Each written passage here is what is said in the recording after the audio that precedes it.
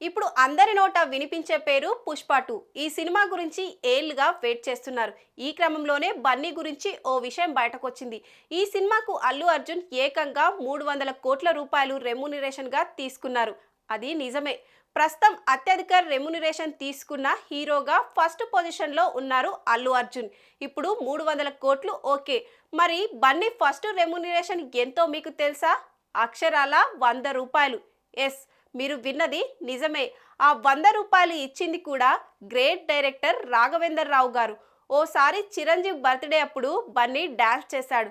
అల్లు అర్జున్లోని మెరుపును రాఘవేందర్ రావు గుర్తించి అతడి తల్లికి 100 రూపాయలు అడ్వాన్స్ ఇచ్చి పెద్దయ్యాక మీ అబ్బాయిని నేను హీరోని చేస్తానని మాటిచ్చారు. చెప్పినట్టే గంగోత్రితో బన్నీని హీరోగా పరిచయం చేశారు.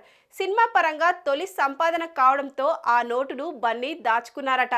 ఇక విజేత స్వాతిముత్యంలో బాలనటుడిగా డాడీలో చిన్న పాత్రలో తలుక్కుమన్నాడు బన్నీ. హీరో ఆ జయం సినిమాతో చిత్ర పరిశ్రమలోకి ఎంట్రీ ఇద్దామనుకున్నాడు.